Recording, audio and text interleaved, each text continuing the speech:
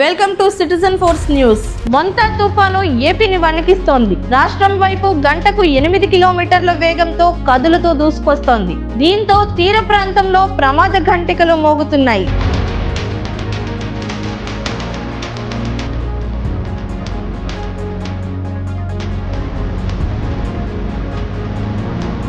తుఫాను కదలికలు తీవ్రతపై విశాఖ వాతావరణ కేంద్రం వివరాలను ప్రకటించింది. ఆగ్నేయ బంగాళాఖాతంలో కొనసాగుతున్న తీవ్ర వాయుగుండం ప్రస్తుతం గంటకు 8 కిలోమీటర్ల వేగంతో పశ్చిమ వాయువ్య దిశగా కదులుతోంది. ప్రస్తుతం ఇది ఆగ్నేయ బంగాళాఖాతం, దాన్ని ఆనుకుని ఉన్న నైరుతి బంగాళాఖాతంలో విశాఖపట్నానికి ఆగ్నేయ దిశలో 700 కిలోమీటర్ల దూరంలోను, కాకినాడకు ఆగ్నేయంగా 720 కిలోమీటర్ల దూరంలో కేంద్రీకృతమై ఉంది. ఇది క్రమంగా పశ్చిమ వాయువ్య దిశగా కదులుతూ మరింత బలపడి నైరుతి, దాన్ని ఆనుకుని ఉన్న పశ్చిమ మధ్య బంగాళాఖాతంలో తుఫానుగా మారనుంది.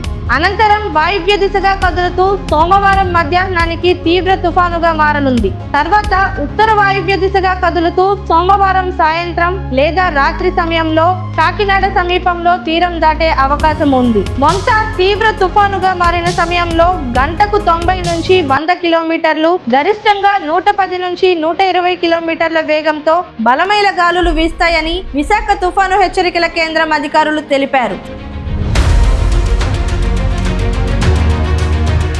సోమ మంగళవారాల్లో మొంతా ప్రభావంతో కాకినాడ, కోనసీమ, పశ్చిమ గోదావరి, కృష్ణా, బాపట్ల, ప్రకాశం, నెల్లూరు జిల్లాల్లో అతి భారీ నుంచి అత్యంత భారీ వర్షాలు, శ్రీకాకుళం, పార్వతీపురం, మన్యం, విజయనగరం, విశాఖపట్నం, అల్లూరి, అనకాపల్లి, తూర్పు గోదావరి జిల్లాల్లో భారీ నుంచి అతి భారీ వర్షాలు కురిసే అవకాశాలున్నాయి. ఏలూరు, ఎన్టీఆర్, గుంటూరు, పల్నాడు, నంద్యాల, కడప, అన్నమయ్య, చిత్తూరు, తిరుపతి జిల్లాల్లోనూ అక్కడక్కడ భారీ నుంచి అతి భారీ వర్షాలు పడనున్నాయి.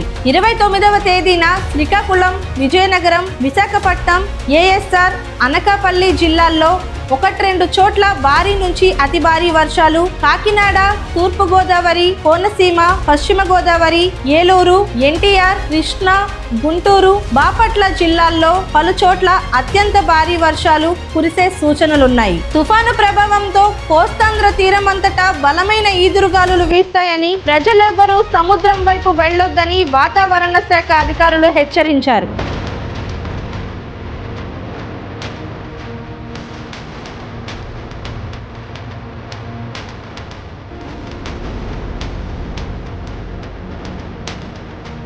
విశాఖలో ముఖ్యమైన బీచ్ల వద్దకు సందర్శకులు రాకుండా పోలీసులు బందోబస్తు ఏర్పాటు చేశారు. 28వ తేదీన మొంతా తీరం దాటే వరకు సముద్రం అల్లకల్లోలంగా ఉంటుంది. అలలు ఉప్పెనలా ఎగిసి పడతాయని హెచ్చరించారు. ముఖ్యంగా తీరం దాటే సమయంలో ఆంధ్రప్రదేశ్ యానాం తీరంలో అలలు విరుచుకు పడతాయని, సముద్రం ఒడ్డున ఉన్న మత్స్యకార గ్రామాల ప్రజలు సురక్షిత ప్రాంతాలకు తరలి వెళ్లాలని వాతావరణ శాఖ అధికారులు సూచించారు. శ్రీకాకుళం, విజయనగరం జిల్లాల్లోని సముద్ర తీరంలో అలలు 2 నుంచి 3.5 మీటర్లు, విశాఖపట్నం నుంచి పశ్చిమ గోదావరి తీరం వెంబడి 2.1 నుంచి 4 మీటర్ల ఎత్తున రాకాసి అలలు విరుచుకుపడనున్నాయి.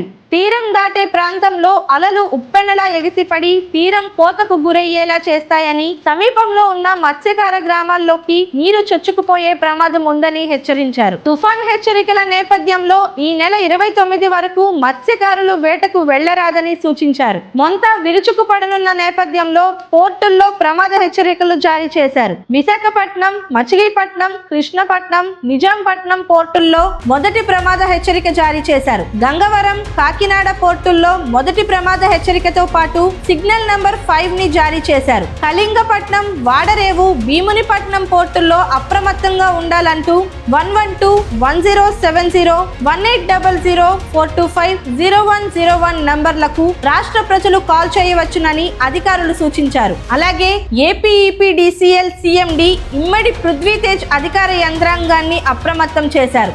అధికారులు సిబ్బంది నిరంతరం సన్నద్ధం కావాలని పిలుపునిచ్చారు.